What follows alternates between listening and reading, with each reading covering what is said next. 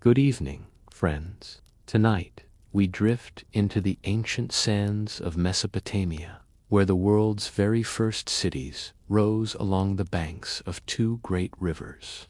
Dim the lights, settle under your blanket, and let the gentle weight of time carry you back 5,000 years to the very place where civilization was born. The Tigris and Euphrates now flow quietly through your mind, their waters carrying stories of the Sumerians, Babylonians, and Assyrians who walked these fertile plains long before history was ever written. Together, we'll wander through their world, uncovering the secrets of humanity's first great leap into organized society. Where are you listening from, and what time is it for you right now? Whether you're in a quiet bedroom in London at midnight, or curled up on a sofa in Sydney as dawn begins to break, we're all connected by this shared journey into the past. And if this calm exploration helps you unwind, perhaps tap the like button and subscribe only if it feels right. Let the algorithm know that slow, thoughtful history has its place in this hurried world.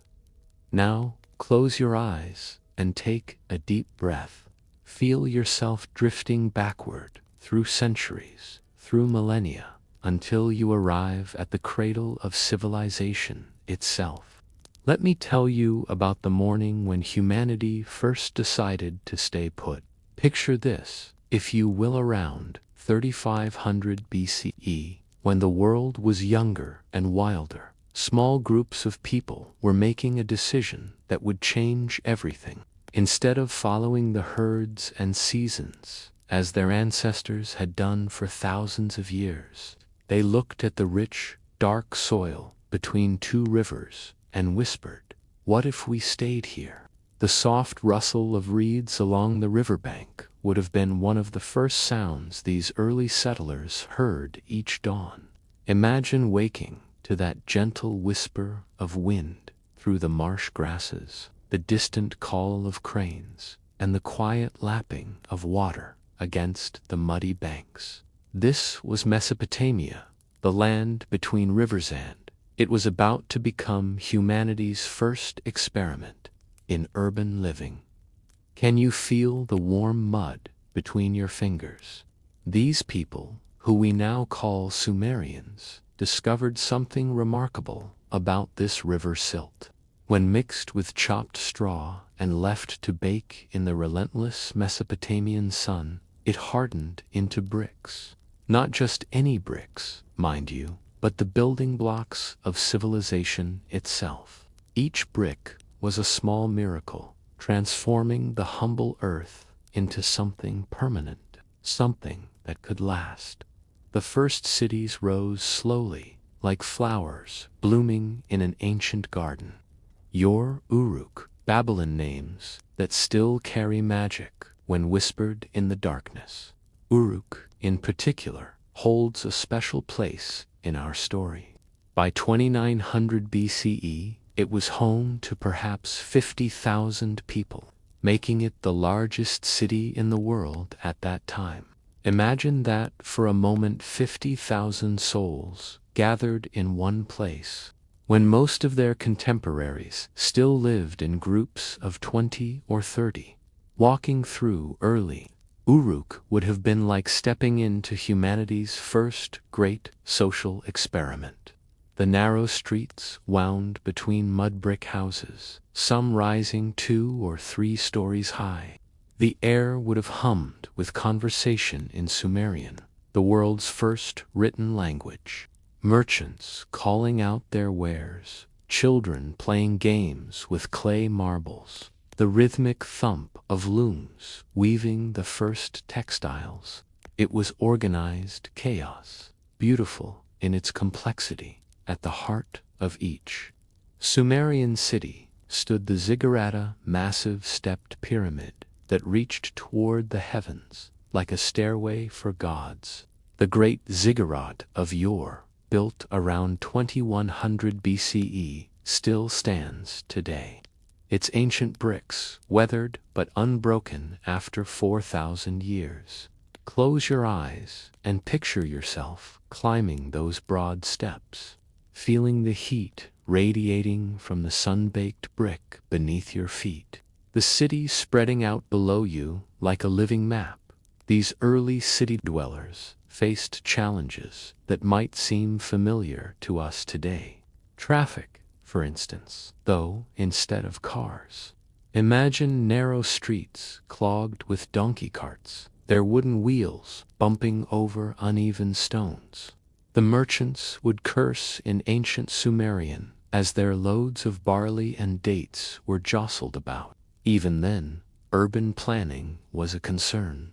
Archaeological evidence suggests that Mesopotamian cities had designated areas for different crafts and trades. The world's first zoning laws written not in legal documents, but in the very layout of the streets. The invention of writing itself bloomed from the practical needs of these first cities.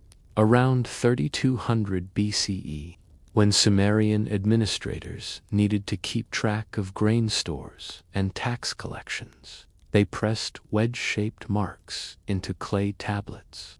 Cuneiform, they called it, from the Latin for wedge-shaped. These weren't love letters or epic poems. At first, they were receipts, contracts, and inventory lists. Humanity's first written words were essentially ancient spreadsheets.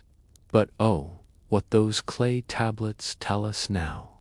In the British Museum, you can see a tablet from 2400 BCE that records the delivery of fish to a temple. Another documents a legal dispute over a field boundary. These mundane records paint an intimate picture of daily life in the world's first cities. People worried about their property lines, argued over contracts, and kept careful track of their belongings, just as we do today. The social structure of these early cities was as complex as their physical layout. At the top sat the king, often believed to be chosen by the gods themselves.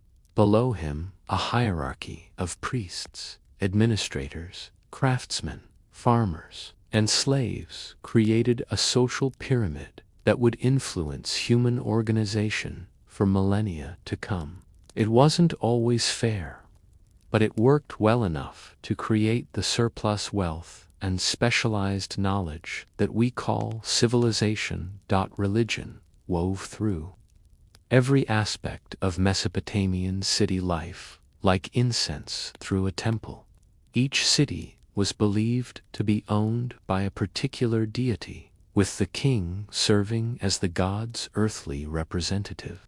The god Marduk owned Babylon, while Inanna claimed Uruk. These weren't distant, unknowable deities. They were active participants in city life, requiring daily offerings of food, drink, and attention.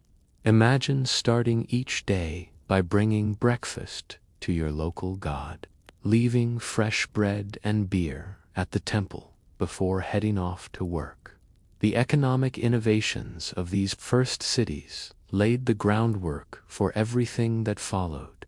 They invented the wheel around 3500 BCE, which revolutionized both transportation and pottery making. They developed the first mathematical systems, creating the base 60 counting system we still use for measuring time and angles. They established the first banks, complete with interest rates that would make modern loan sharks blush sometimes as high as 33%. Annually, trade networks spread out from these cities like a spider's web, reaching as far as India and Afghanistan. Mesopotamian merchants were history's first international businessmen, traveling dangerous roads with caravans loaded with textiles, metalwork, and precious stones. The city of Assur became wealthy primarily through trade. its merchants establishing colonies and trading posts throughout the known world.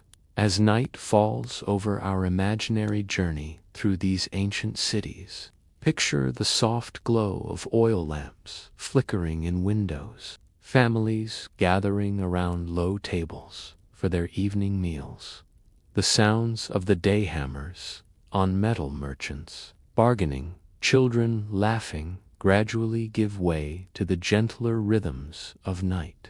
Someone plays a lyre in a nearby courtyard, the melody drifting on the warm evening air. The legacy of these first cities extends far beyond their physical remains. They established patterns of human organization that we still follow today: specialized labor, centralized government, written law, and urban planning. Every city you've ever lived in or visited owes something to these ancient Mesopotamian pioneers who first dared to build permanent communities along the banks of two great rivers. And as we leave these ancient streets, with their echoes of humanity's first great urban experiment, let your mind wander gently toward the kings and queens who would soon rule these magnificent cities. Now, let your mind drift deeper into the past, to a time when kingship itself was being invented. Around 2700 BCE, as the first cities grew into small empires, remarkable rulers emerged from the Mesopotamian plains, each leaving their mark on the very foundation of human civilization. Tonight, we'll meet some of history's most fascinating monarchs, whose stories read like ancient fairy tales, complete with drama, intrigue, and larger-than-life personalities. Our journey begins with Gilgamesh, though whether he was truly historical or purely legendary remains one of archaeology's gentle mysteries. The Epic of Gilgamesh, recorded on 12 clay tablets around 2100 BCE, tells of a king of Uruk who was 2/3 divine and 1/3 human, quite the unusual resume, even by ancient standards. Picture him as the world's first action hero, embarking on quests that would make modern adventure films seem tame by comparison. But let's step away from legend and into the warm embrace of documented history. Meet Sargon of Akkad, who ruled around 2334 BCE and created what many consider the world's first true empire. His origin story reads like something from a fantasy novella, abandoned as a baby in a reed basket on the Euphrates River, rescued and raised by a gardener, eventually rising to become cupbearer to the king of Kish. It's remarkably similar to Moses' story, and equally compelling in its promise that anyone from any background might rise to greatness. Sargon's empire stretched from the Persian Gulf to the Mediterranean Sea, a distance that would take months to traverse on foot. Imagine the logistics of governing such a vast territory in an age before instant communication or rapid transportation. Messages traveled only as fast as the swiftest messenger could run or ride, and maintaining loyalty across such distances required both military might and diplomatic finesse that Sargon possessed in abundance. The palace at Akkad, Sargon's capital city, must have been a wonder to behold. Though the city itself has never been definitively located by archaeologists, citing to its mysterious, allure-cant temporary texts describe halls lined with cedar wood from Lebanon, walls decorated with scenes of royal victories, and treasuries filled with tribute from conquered lands. The soft light of oil lamps would have flickered across intricate wall carvings, showing the king receiving homage from kneeling captives, scenes that proclaimed his power to every visitor. but perhaps no. Mesopotamian ruler captures the imagination quite like Hammurabi of Babylon, who reigned from 1792 to 1750 BCE. You might know him for his famous law code, but let me tell you the story behind those ancient legal prescriptions. Picture a king genuinely concerned with justice, spending long hours in his palace, listening to disputes brought by his subjects. His code of 282 laws wasn't just about punishment, it was revolutionary in its assumption that justice should be predictable and consistent for all people, the famous principle of an eye for an eye that appears in Hammurabi's code has been misunderstood for centuries. Far from encouraging revenge, it was actually a restriction on punishment. You could take no more than an eye for an eye, no more than a tooth for a tooth. This was progressive thinking in an age when retaliation often escalated into blood feuds that could last generations. Hammurabi was essentially inventing the concept of proportional justice. Walking through Babylon during Hammurabi's reign would have been like visiting the Manhattan of the ancient world. The city sat astride the Euphrates River, its famous hanging gardens not yet built, but its streets already bustling with international commerce.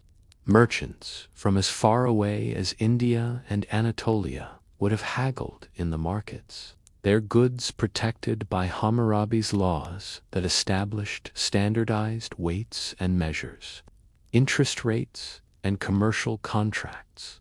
The royal women of Mesopotamia deserve our attention too, for they wielded power in ways that might surprise modern readers. Queen Kababa of Kish, who ruled around 2500 BCE, was the only woman listed in the Sumerian king list as holding sole power, according to the ancient chronicles.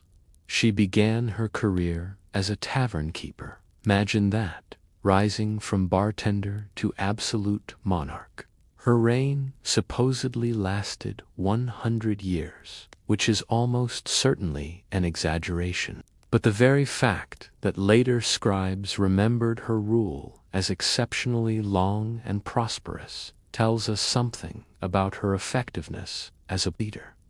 Another remarkable royal woman was Enhij, daughter of Sargon of Akkad, who served as high priestess of the moon god, Nana, in the city of Ur, around 2285 BCE. She's often credited as the world's first known author, composing hymns and poems that survived on clay tablets for over 4,000 years. Picture her in the moonlit temple, carefully composing verses that praised the gods while subtly reinforcing her father's political authority. She understood that in the ancient world, religious power and political power were two sides of the same coin. The daily life of these ancient monarchs was a careful balance between the divine and the mundane. Each morning, the king would perform religious rituals that confirmed his divine right to rule, offering prayers and sacrifices to ensure the gods' continued favor. Then he might spend hours hearing legal cases, reviewing tax records, or planning military campaigns.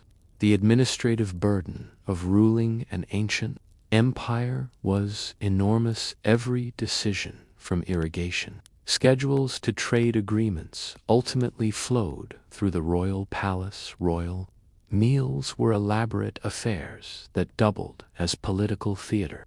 Archaeological evidence from the royal cemetery at Ur, Dayton to around 2600 BCE, reveals the incredible wealth and ceremony surrounding Mesopotamian royalty. Queen Pwabi's tomb contained a golden headdress so elaborate it took archaeologists months to reconstruct, along with the remains of attendants who apparently accompanied her. into the afterlife.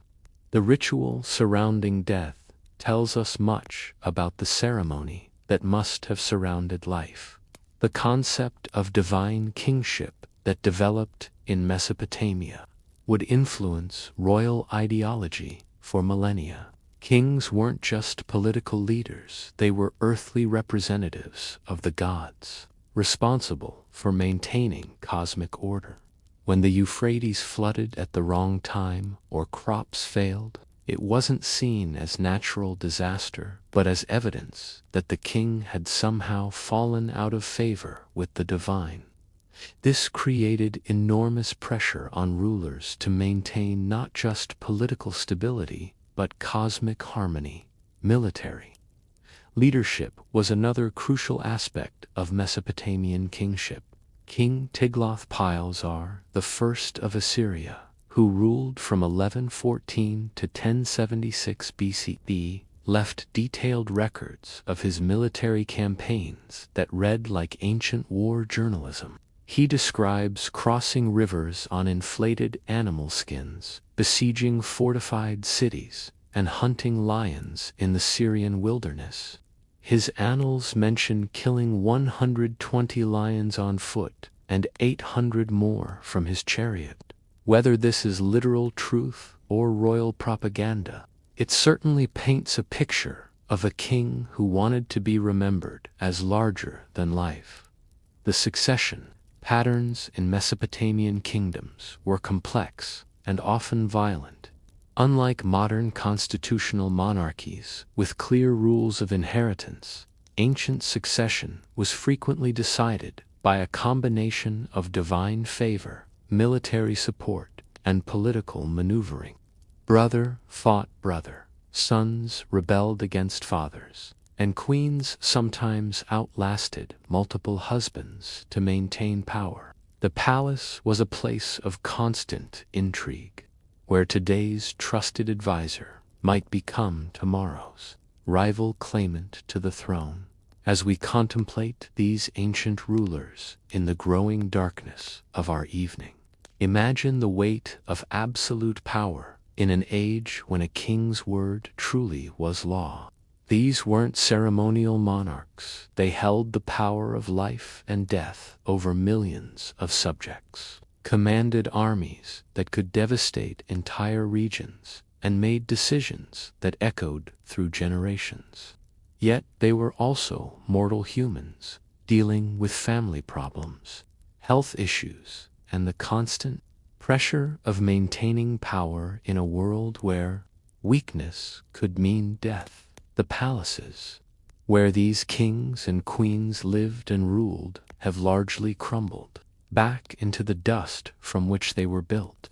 But their legacy lives on in every government building, every courthouse, every place where human beings gather to make collective decisions about how society should be organized.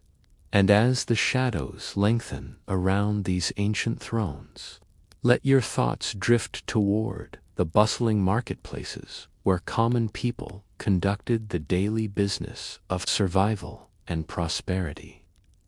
The gentle murmur of voices haggling over prices draws you deeper into the ancient world, to the beating heart of Mesopotamian civilization, the marketplace. Here, in the narrow streets lined with awnings and stalls, the real business of empire took place.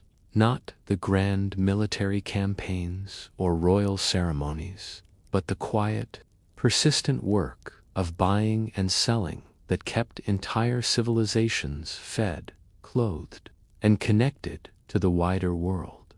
Let me take you to the Grand Bazaar of ancient Babylon, circa 1750 BCE, during the height of Hammurabi's reign. The morning sun casts long shadows between the canvas awnings as merchants arrange their wares. With the practiced efficiency of generations, the air is thick with the scent of cinnamon from Ceylon, cedar from Lebanon, and the earthy smell of grain from the fertile fields of Mesopotamia itself. This is where the world comes to trade, where a farmer's surplus grain might be exchanged for a craftsman's delicate jewelry, destined, perhaps, for a temple offering or a wealthy woman's dowry. The sounds of commerce create their own music, the soft clink of silver shekels being counted, the rustle of fine linen being examined, the gentle thud of bronze weights being placed on balanced scales. In one corner, a wool merchant from a sewer demonstrates the quality of his textiles by having a customer feel the fabric between their fingers. The touch test was crucial in an age before standardized manufacturing. Each bolt of cloth was unique, and experienced buyers developed an almost supernatural ability to judge quality through touch alone. Picture yourself as a long-distance trader in this ancient economy, perhaps one of the Assyrian merchants whose business archives have survived on thousands of clay tablets. Your journey begins in Osur, on the banks of the Tigris, where you've assembled a caravan of donkeys loaded with textiles and tin. Your destination is Kanish, in what is now Turkey, nearly 1,000 miles away across mountains and deserts. This journey will take months, and success is never guaranteed. The risks were enormous. Bandits haunted the mountain passes. Tribal conflicts could close trade routes without warning, and even the weather posed mortal threats. But the profits, when everything went well, could be spectacular. A successful merchant might earn returns of 100% or more on their investment, enough to support extended families and fund the next expedition. These weren't casual entrepreneurs, they were sophisticated. Insurance and partnership that wouldn't look out of place in a modern corporation.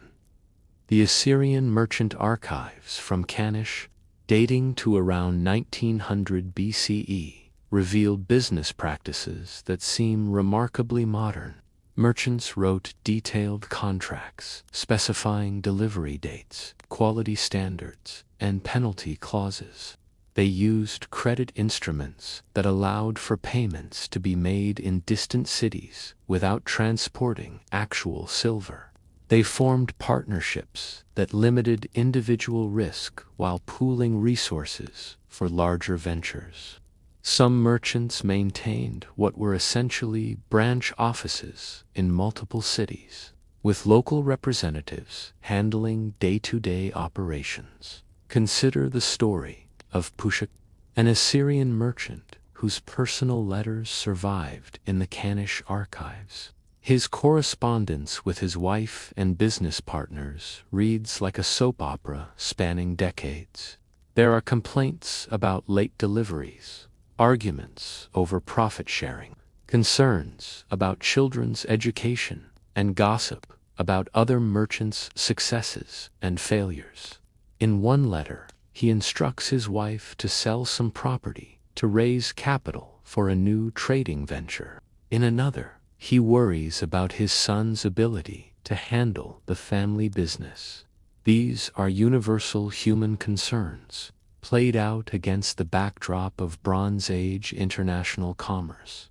The marketplace wasn't just for luxury goods. Common people depended on these commercial networks for everyday necessities. Salt, essential for preserving food, came from distant deposits or was extracted from seawater in coastal regions. Metal, tools, bronze, axes, copper pots, iron knives were manufactured in specialized centers and distributed throughout the region. Even basic grains were traded, as regional surpluses and shortages required constant redistribution to prevent famine. The development of standardized weights and measures was crucial to this expanding trade network. The shekel, originally a specific weight of barley, became a standard unit that allowed merchants from different regions to do business with confidence. Hammurabi's law code devoted considerable attention to commercial standards, requiring that official weights be maintained in temples where they couldn't be tampered with. Cheating customers by using false weights was not just bad business, it was a crime against the gods themselves. Credit and banking evolved naturally from the needs of long-distance trade. The Temple of Marduk in Babylon functioned as an early central bank. Interest rates were carefully regulated: 20% per year for silver loans, 33% for grain loans. These rates seem high by modern standards, but they reflected the genuine risks of lending in an uncertain world where borrowers might be killed by bandits or their crops destroyed by floods. The social status of merchants in Mesopotamian society was complex and sometimes contradictory. Successful traders could accumulate wealth, but they were often viewed with suspicion by the established elite. Literature from the period sometimes portrays merchants as greedy or untrustworthy. Yet these same merchants were essential to the prosperity of every major city. They were simultaneously admired for their success and resented for their mobility and independence. Women played important roles in Mesopotamian commerce, particularly in local and regional trade. The Code of Hammurabi specifically mentions female merchants and tavern keepers, and archaeological evidence suggests that women often managed family businesses while their husbands traveled on long-distance trading expeditions. Some women became successful entrepreneurs in their own right, particularly in the textile industry, where their traditional skills in spinning and weaving gave them natural advantages. The tavern was a crucial institution in Mesopotamian commercial life. These weren't just places to drink beer. They served as informal banks, post offices, and business centers. Travelers could cash letters of credit, arrange for the forwarding of messages, and gather intelligence about market conditions in distant cities. The tavern keeper, often a woman, needed to be part banker, part diplomat, and part security guard, managing a diverse clientele that might include local farmers, international merchants, and royal messengers. Archaeological excavations at Ur have revealed shop districts that operated for centuries, with generations of merchants conducting business in the same locations. The continuity is remarkable. Some streets seem to have specialized in particular trades for hundreds of years. The metal workers' quarter, the textile district, the spice merchants. These neighborhoods developed their own cultures and traditions, passed down from master to apprentice across generations. The seasonal rhythms of trade created a natural calendar for Mesopotamian commerce. Spring brought the arrival of overland caravans from the north, their pack animals fresh from winter pastures and ready for long journeys. Summer saw increased river traffic as the flooding Euphrates and Tigris provided easier transportation for bulk goods. Autumn was harvest time, when the year's agricultural surplus became available for trade. Winter was for local commerce, craft production, and planning the next year's ventures. The gods themselves were believed to be involved in commercial transactions. Merchants regularly made offerings to ensure safe journeys and profitable trades. The god Nabu was particularly associated with writing and record-keeping, making him a favorite of merchants and scribes. Treaties between cities often included clauses protecting merchants and their property, placing trade under divine protection. Breaking a commercial contract was not just a civil. Matarit was a religious offense that could bring divine punishment as night settles over the ancient marketplace. Imagine the merchants counting their day's profits by lamplight, their silver shekels creating small, satisfying piles on wooden counting tables. The ledger's clay tablets, pressed with cuneiform accounts, scribe the day's transactions in permanent form. A bolt of silk from China, a jar of honey from the Levant, a set of bronze tools from Anatoliach item, representing a link in the vast network of human cooperation. That was ancient international trade. The legacy of these ancient merchants extends far beyond their immediate economic impact. They were among the world's first truly international citizens, equally at home in the bazaars of Babylon or the trading posts of Anatolia. They developed business practices that still govern international commerce today. They created credit instruments, partnership agreements, and risk-sharing mechanisms that allowed human cooperation to span continents. And as the last merchants secure their goods for the night, closing their shops and heading home to families made prosperous by the ancient art of buying and selling, let your mind wander toward the temples where priests and priestesses maintained humanity's connection to the divine. The soft sound of sandaled feet on stone floors draws you into the most sacred spaces of ancient Mesopotamia, where earth and heaven meet in magnificent temples that served as both spiritual centers and economic powerhouses. Here, in these towering ziggurats and intimate shrine rooms, priests and priestesses maintained the delicate relationship between human society and the divine forces that governed the cosmos. Let me guide you through the temple complex of Marduk in Babylon, circa 600 BCE. During the reign of Nebuchadnezzar II, the morning mist rises from the Euphrates as you approach the great temple whose name means house that raises its head.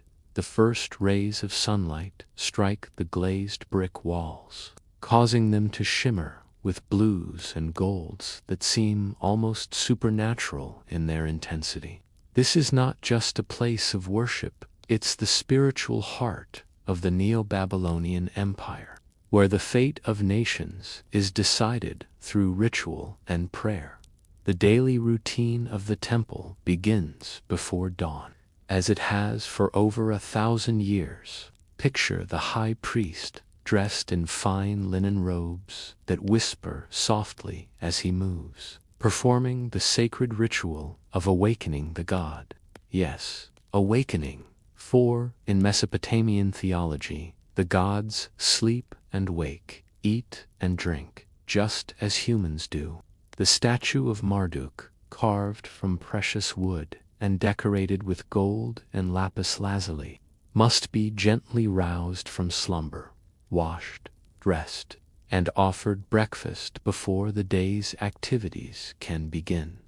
This intimate relationship between gods and humans was one of Mesopotamia's most distinctive religious innovations. Unlike the distant, unknowable deities of some other ancient cultures, Mesopotamian gods were seen as active participants in daily life.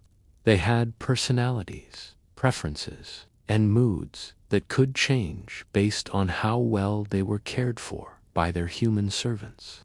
The priesthood's primary responsibility was maintaining these divine relationships through an elaborate system of ritual care that never ceased. The temple complex was like a small city within the larger urban center. In addition to the main sanctuary where the god's statue resided, there were workshops where craftsmen created ritual objects, kitchens where sacred meals were prepared, libraries where religious texts were copied and preserved, and schools where young scribes learned the complex art of cuneiform writing. The priests weren't just religious figures, they were administrators, scholars, craftsmen, and economists, all rolled into one. Consider the daily meal service for the god Marduk. Each morning, noon, and evening, elaborate feasts were prepared and presented to the deity's statue. These weren't symbolic offerings, they were full meals, prepared according to strict ritual requirements, and served on golden plates. After the god had eaten, meaning the prescribed rituals had been performed, the food was redistributed to the temple staff, creating a complex economy of sacred consumption. Nothing was wasted in these divine households. The ziggurats themselves were architectural marvels that took generations to complete. The Tower of Babel, mentioned in the Bible, was likely inspired by the ziggurat of Marduk, which rose nearly 300 feet above the Babylonian plain. Imagine climbing the processional staircases that wound around the outside of these massive structures, each level bringing you closer to heaven. At the summit, a small shrine housed the god's most private chambers, accessible only to the highest-ranking priests during the most sacred ceremonies. Religious festivals transformed Mesopotamian cities into stages for spectacular displays of devotion and community solidarity. The Akitu festival in Babylon, celebrating the new year, lasted 11 days and involved the entire population. Picture the god Marduk's statue being carried through the streets on a golden chariot, while crowds of citizens threw flower petals and sang hymns that had been passed down for centuries. These weren't somber religious observances, they were joyous celebrations that reinforced social bonds while honoring the divine. The priesthood was highly stratified, with different ranks handling different aspects of temple operation. At the top were the high priests and priestesses, often members of royal families who combined religious authority with political power. Below them were the ritual specialists priests who memorized the complex ceremonies, musicians who performed sacred songs, and diviners who interpreted omens and signs from the gods. Divination was a crucial priestly function that influenced everything from military campaigns to marriage decisions. Mesopotamian priests developed sophisticated techniques for reading divine will, including examining the livers of sacrificed animals, observing the flight patterns of birds, and interpreting dreams. The royal libraries at Nineveh contained thousands of tablets devoted to divination manuals, suggesting that no important decision was made without consulting the gods through their priestly intermediaries. Temple prostitution, though often misunderstood by modern readers, was an important aspect of Mesopotamian religious practice. Sacred prostitutes, both male and female, served in temples dedicated to fertility deities like Inanna and Ishtar. These weren't acts of exploitation, but rather sacred rituals believed to ensure agricultural fertility and community prosperity. The goddess Inanna herself was associated with both love and war, embodying the creative and destructive forces that governed human existence. The economic power of Mesopotamian temples was enormous. They owned vast estates, worked by tenant farmers, operated workshops that produced textiles and crafts for export, and functioned as banks that made loans and facilitated international trade. The Temple of Ina in Uruk, dedicated to the goddess Inanna, controlled thousands of acres of agricultural land and employed hundreds of workers in various capacities. Temple wealth wasn't hoarded, it circulated through the economy, supporting craftsmen, farmers, and traders throughout the region. Education was another critical temple function. The world's first schools were located in temple complexes, where young scribes learned not just writing and mathematics, but also literature, law, and religious doctrine.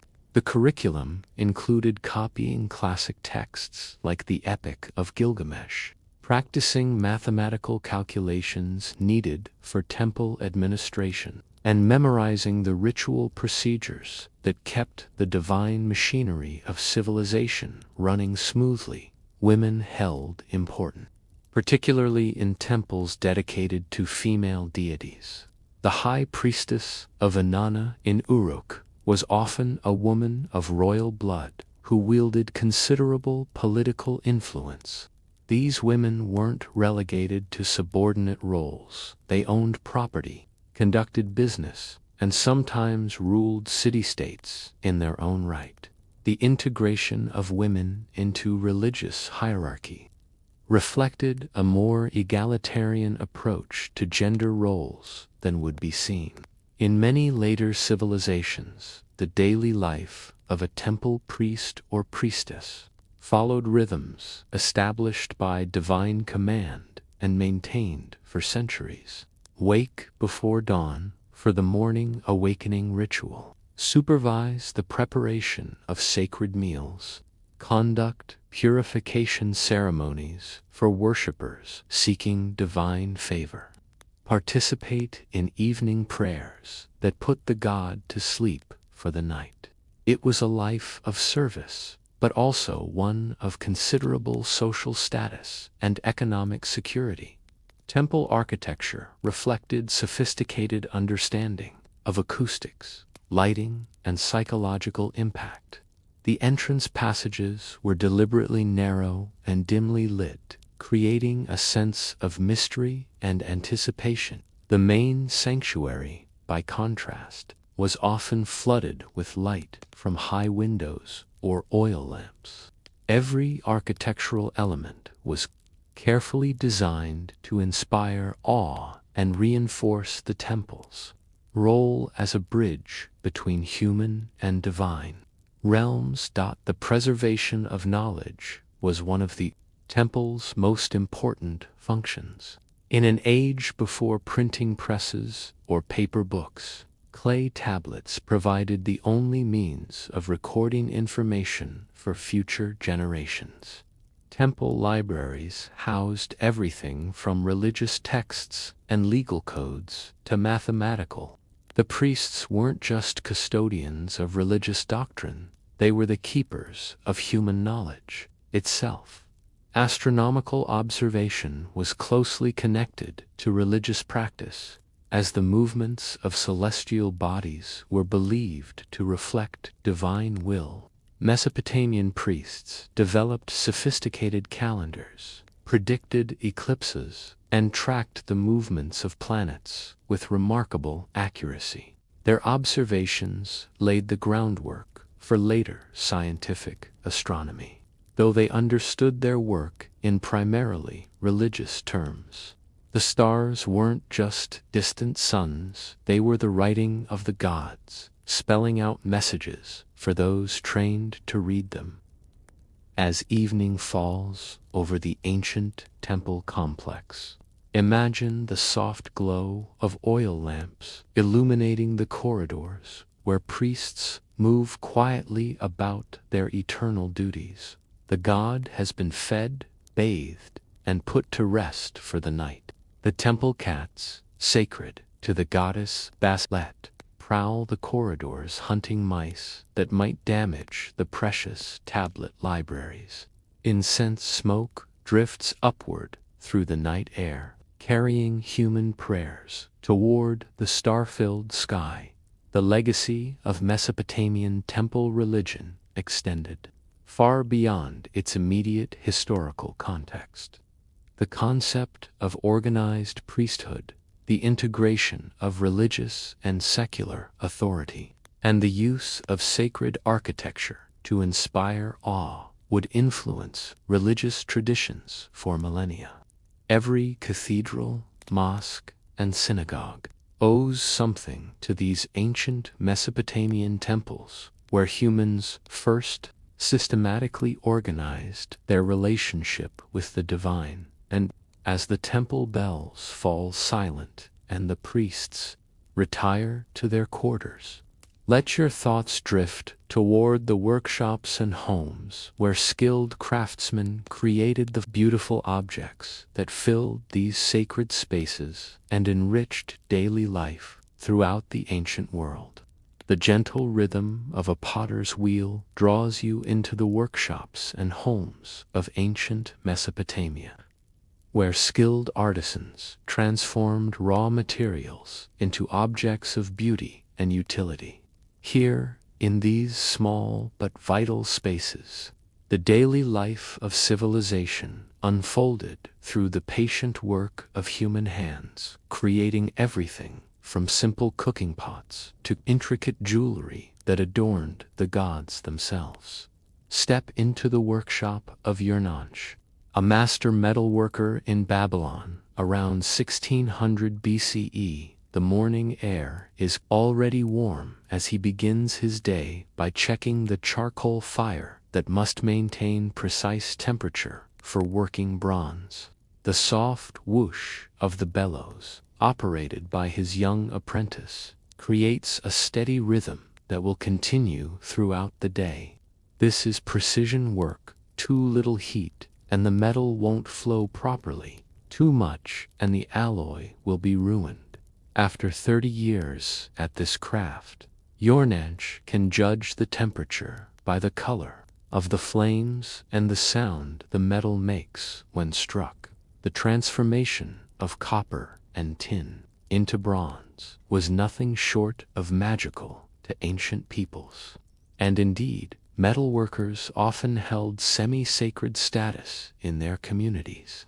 They were the alchemists of their age, able to take stones from the earth and transform them into tools, weapons, and art objects that could last for centuries. The knowledge was carefully guarded, passed down from master to apprentice through generations of hands-on learning that no amount of reading could replace. Imagine the satisfaction Urnanch feels as he pours molten bronze into a stone mold, watching the metal flow into the shape of an axe head that will serve a farmer for decades. The sizzle and steam as the hot metal encounters the cooler stone, the careful timing needed to achieve the perfect pour, the gradual cooling that transforms liquid metal back into solid form. Each step requires skill developed over years of practice. This isn't mass production. Each piece is individually crafted with attention to both function and beauty. The textile workshops of Mesopotamia were perhaps even more remarkable for their sophistication. Picture Ninsen, a master weaver in the temple complex of Inanna, working at a loom that stands nearly 8 feet tall. The vertical threads, the warp, have been carefully measured and tensioned, some dyed in brilliant blues and reds that will create intricate patterns in the finished cloth. Her fingers move with practiced precision, passing the shuttle back and forth, each motion adding another line to the growing textile. The dyes used in Mesopotamian textiles came from across the known world. Indigo for deep blues arrived via trade routes from India. Precious purple dye was extracted from murex shells collected along the Mediterranean coast. Saffron provided golden yellows so expensive that only the wealthiest could afford clothing dyed with it. A single robe dyed in royal purple might cost more than a farmer earned in an entire year, making textile workers the creators of some of the ancient world's most valuable portable wealth. The daily routine of these craftspeople followed patterns established by generations of tradition. Work began at dawn when the light was best for detailed tasks. The morning hours were devoted to the most demanding work requiring precision and concentration. Midday brought a break during the hottest part of the day, when craftsmen might rest in the shade and share simple meals of bread, onions, and weak beer. The afternoon was for finishing work, cleaning tools, and preparing materials for the next day's labor. Pottery workshops were among the most common craft establishments in Mesopotamian cities. Every household needed cooking pots, storage jars, serving dishes, and countless other ceramic items for daily life. The potter's wheel, invented in Mesopotamia around 3500 BCE, revolutionized ceramic production by allowing vessels to be shaped with unprecedented symmetry and speed. Watch as the master potter centers a lump of clay on the spinning wheel, his hands gradually coaxing it upward into the shape of a jar that will hold the family's grain. Stores. The sound of the potter's workshop created its own music, the steady thrum of the wheel, the soft slap of wet clay being shaped, the gentle splash of water used to keep the clay workable. Pottery firing required careful attention to temperature and timing. Too fast, and the vessels would crack from thermal shock. Too slow, and fuel costs would eat into already thin profit margins. Successful potters developed an almost supernatural ability to judge when their kilns had reached the proper temperature, often working through the night to ensure perfect firing conditions. Jewelry making represented the pinnacle of Mesopotamian craftsmanship, combining technical skill with artistic vision. The royal cemetery at Ur revealed masterpieces of the goldsmith's art, including Queen Pwabi's elaborate headdress with its cascading gold leaves and delicate flower forms. Creating such pieces required not just metalworking skills, but also knowledge of gemstone cutting, wire drawing, and granulation techniques that wouldn't be rediscovered in Europe until the Renaissance. The workshop of a master jeweler would have been filled with specialized toolsteine, hammers for delicate work, files for shaping precious metals, and crucibles for melting gold and silver. The work was painstakingly slow, with a single elaborate piece taking months to complete. Apprentices might spend years learning just how to draw gold, wire to the proper thickness, or how to set stones without cracking them.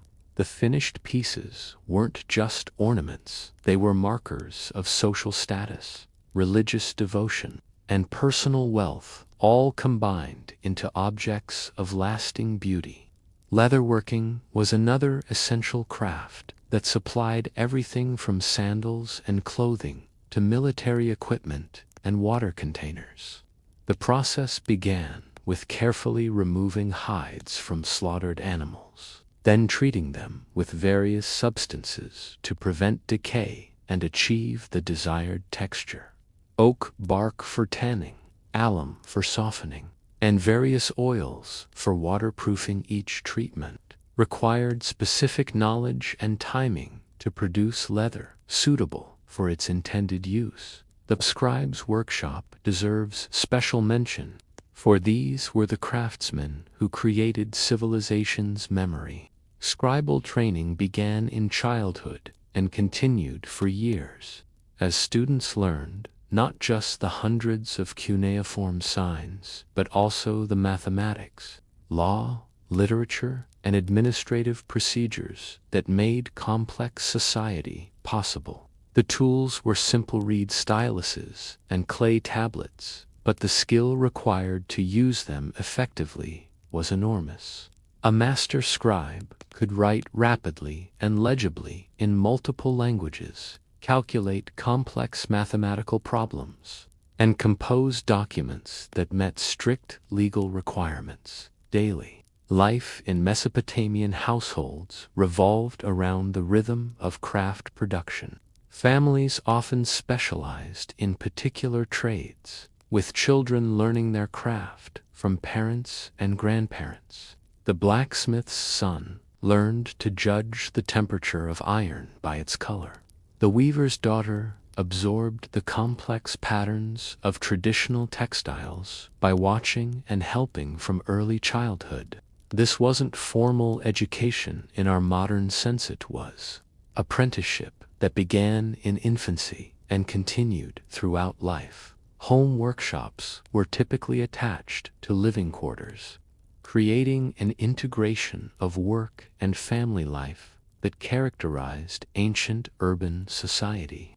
The courtyard might serve as both a place for children to play and a space for drying textiles or cooling pottery. Families ate meals surrounded by the tools and materials of their trade, and visitors could immediately identify a household's profession by the sights and smells that greeted them at the door.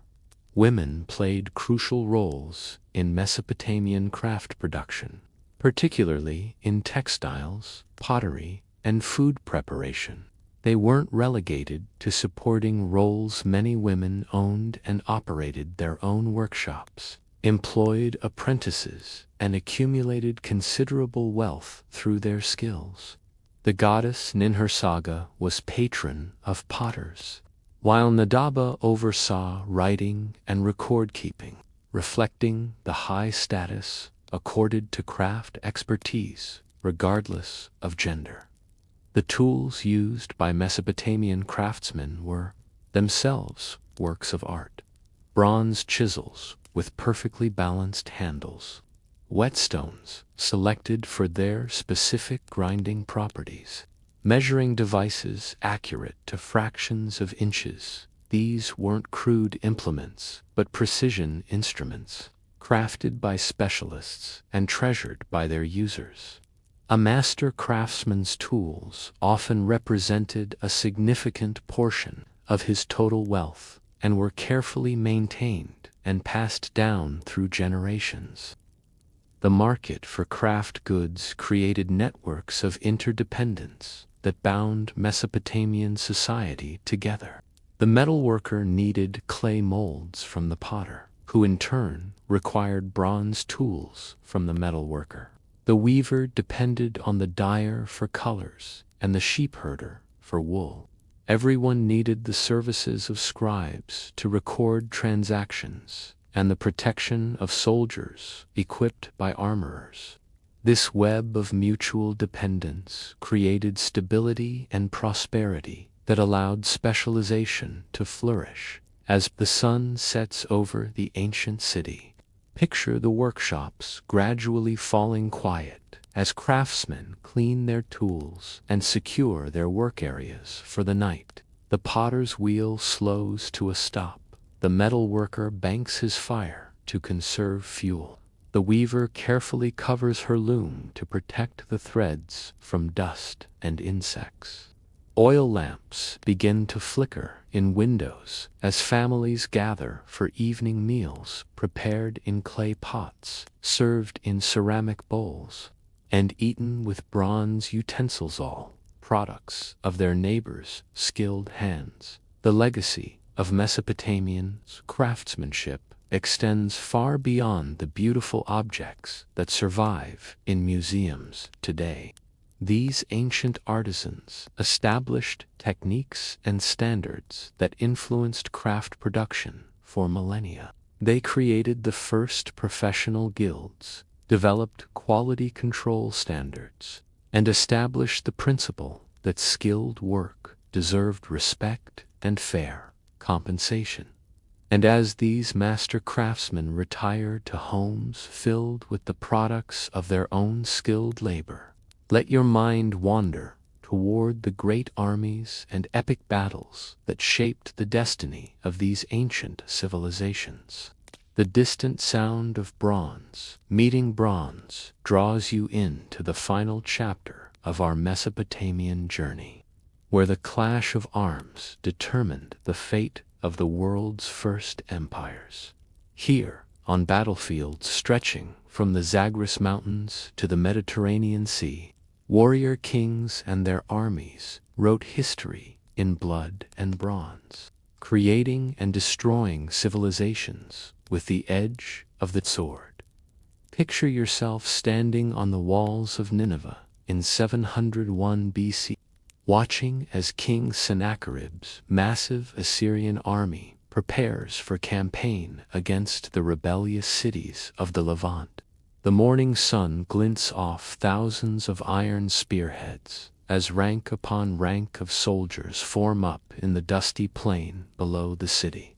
This is military organization on a scale never before seen in human history, a war machine that can field over 100,000 men and support them across hundreds of miles of hostile territory. The Assyrian army was history's first truly professional military force, with specialized units for different types of combat. Heavy infantry armed with iron-tipped spears and large shields formed the backbone of their battle formations. Archers, protected by shield-bearers, could rain arrows on enemies from distances of several hundred yards. Cavalry units, mounted on swift horses bred for war, provided mobility and reconnaissance capabilities that allowed Assyrian commanders to outmaneuver their enemies consistently. But perhaps most fearsome of all were the siege engines' massive battering rams, siege towers, and catapults that could reduce the strongest fortress walls to rubble. The Assyrians were the first army to systematically develop siege warfare, creating specialized engineering units that could build bridges across rivers, construct ramps up to enemy walls, and tunnel under fortifications. No city, however well defended, was safe from Assyrian siegecraft. Let me tell you about the siege of Lachish in 701 BCE, one of the most thoroughly documented military operations of the ancient world. King Sennacherib ordered detailed reliefs carved on his palace walls showing every aspect of the siege, from the initial investment of the city to the final deportation of its population. Archaeological excavations at the site have confirmed the accuracy of these ancient depictions, revealing arrowheads, sling stones, and the remains of the massive siege ramp the Assyrians built to overcome the city's defenses. The siege began with the systematic encirclement of Lachish, cutting off all supply routes and preventing the escape of the defenders. Assyrian engineers then began construction of the siege ramp, a massive earthwork that would allow their war machines to reach the height of the city walls. Thousands of soldiers and conscripted laborers worked for weeks to complete this engineering marvel, hauling basketfuls of earth and stones under constant harassment from the city's defenders. Imagine the terror of the defenders as they watched this mechanical mountain growing slowly but inexorably toward their walls. Day and night, the work continued, protected by wheeled shields that deflected arrows and sling stones. The Assyrians had perfected the psychological aspects of siege warfare as much as the technical ones. The steady, implacable advance of their preparations was designed to break the enemy's will to resist long before the final assault began. When the assault finally came, it was devastating in its efficiency. Bronze-armored soldiers charged up the completed ramp, while archers provided covering fire from towers that overlooked the city walls. Battering rams, some as large as modern trucks, pounded the gates, while sappers worked to undermine the wall foundations. The defenders fought bravely, but they were facing a military machine that had perfected siege warfare through decades of constant campaigning. The weapons of Mesopotamian warfare evolved constantly throughout the long centuries of conflict. Early Sumerian armies fought with copper-headed spears and axes, protected by leather armor and wooden shields. The invention of bronze, around 3000 BCE, revolutionized military technology, producing weapons that were both harder and more durable than their copper predecessors. The composite bow, with its layers of wood, horn, and sinew, could penetrate armor at ranges that made the battlefield a much more dangerous place. The introduction of iron weapons around 1200 BCE marked another military revolution. Iron was more difficult to work than bronze, requiring higher temperatures and more sophisticated metallurgy. But the finished products were superior in almost every way. An iron sword could cut through bronze armor, while iron spearheads could penetrate shields that would have stopped bronze weapons. The armies that first mastered iron technology, the Assyrians, in particular, gained enormous advantages over their Bronze Age enemies. Military organization in Mesopotamian armies reflected the hierarchical nature of ancient society. At the top stood the king, who was expected to lead his forces personally into battle. Below him were professional officersmen who had dedicated their lives to the study of warfare and who commanded the respect of their soldiers through demonstrated competence and courage. The common soldiers were a mix of professional warriors, conscripted farmers, and foreign mercenaries, each group bringing different strengths to the overall force. The logistics of ancient warfare were staggering in their complexity. An army of 50,000 men needed tons of food, water, and equipment every day. Supply trains stretched for miles, protected by guards who were often targeted by enemy raiders. Mesopotamian armies developed sophisticated systems for managing these requirements, including portable grain mills, water purification techniques, and standardized equipment that could be manufactured in quantity and repaired in the field. Naval warfare played an important role in Mesopotamian military history, particularly for empires that controlled coastal regions or major rivers. The Assyrians built a fleet on the Persian Gulf to support their campaigns in southern Mesopotamia. Babylonian kings used river barges to transport siege equipment and supplies. The famous ships of Tarshish, mentioned in the Bible, were likely part of extensive naval trade networks that also served military purposes when needed. The psychological aspects of ancient warfare were as important as the physical ones. Mesopotamian armies used terror as a deliberate weapon of war, decorating their shields and banners with frightening images, playing war drums and horns to intimidate enemies, and deliberately spreading stories about their own ferocity and invincibility. The Assyrians were particularly skilled at psychological warfare, often accepting the surrender of cities simply by appearing before their walls. Their reputation alone was sometimes enough to end resistance. Battle formations in Mesopotamian warfare evolved from simple mass charges to sophisticated tactical arrangements that could adapt to different enemies and terrain. The famous Assyrian infantry square, with spearmen in front, archers in the middle, and reserves in the rear, could advance steadily while maintaining defensive strength against cavalry charges. Flanking movements, feigned retreats, and coordinated attacks by different units became standard parts of the military repertoire. Women occasionally played direct roles in Mesopotamian warfare, though usually as emergency defenders rather than regular soldiers. The city of Mari was once successfully defended by Queen Shibtu when her husband was away on campaign.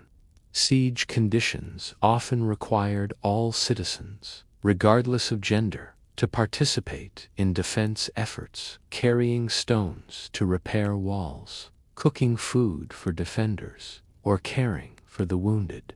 Warfare in the ancient world was truly a community effort. The aftermath of battles was often more decisive than the fighting itself. Mesopotamian armies regularly practiced deportation, moving entire populations from conquered territories to distant parts of their empires. This served multiple purposes: prevented rebellion by removing potential leaders from their home territories. It provided labor for public works projects, and it spread technical knowledge throughout the empire. The famous Babylonian captivity of the Jews was just one example of this widespread practice. Medical care for wounded soldiers was remarkably sophisticated by ancient standards. Mesopotamian armies included medical personnel who could treat arrow wounds, set broken bones, and perform minor surgery under battlefield conditions. Clay tablets from the Royal Library at Nineveh include detailed descriptions of surgical procedures and medical treatments, specifically designed for military casualties. The knowledge that a wounded soldier could receive effective medical care boosted morale and encouraged men to take risks they might otherwise avoid. The economic impact of warfare was enormous, both for victors and vanquished. Successful military campaigns could bring enormous wealth in the form of tribute, loot, and new tax territories. The Assyrian Empire, at its height, extracted tribute from dozens of subject peoples, creating a flow of wealth that supported massive public works projects and maintained one of the ancient world's largest professional armies. But war was also expensive. Maintaining siege equipment, paying professional soldiers, and replacing battle losses consumed enormous resources. Fortification technology advanced constantly in response to new siege techniques.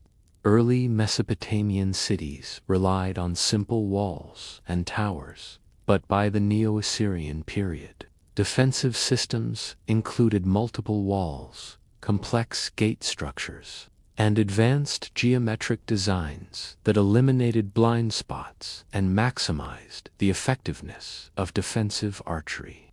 The walls of Babylon, which the Greeks considered one of the wonders of the world, represented the pinnacle of ancient fortification engineering. As our journey through ancient Mesopotamian warfare comes to an end, picture the battlefield after the fighting has ceased, the silence that follows the clash of arms, broken only by the moans of the wounded and the calls of scavengers.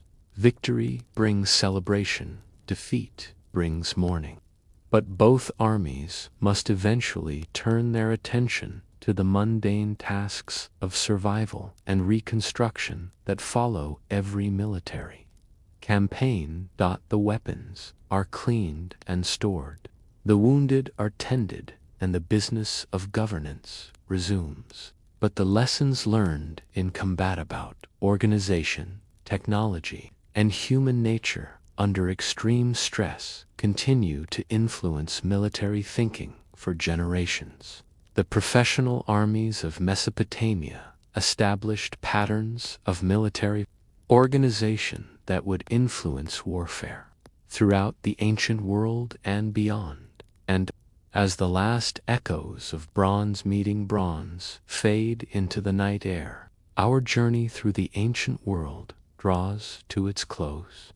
May these memories of humanity's first great civilization guide you into peaceful dreams tonight.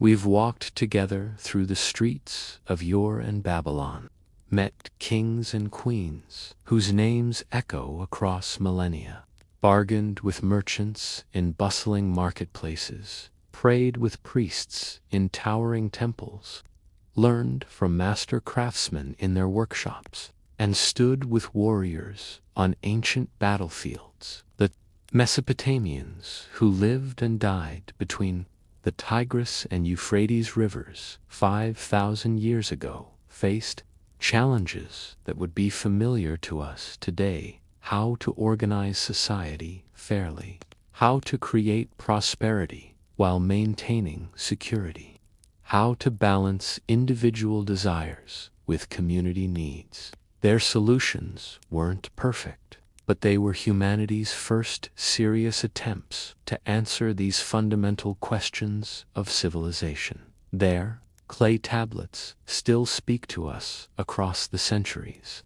Their laws still influence our legal systems. Their stories still resonate in our literature. And their innovations in writing, mathematics, and urban planning still shape our daily lives. In walking through their world, we've walked through our own past, discovering the deep roots of everything we consider modern and civilized. If you've drifted off during our gentle journey, let me know in the comments below where sleep found you. Were you browsing in an ancient marketplace, climbing the steps of a great ziggurat, or perhaps standing with Assyrian warriors before the walls of a distant city? Sweet dreams, friends, and may the wisdom of the ancients bring you peace.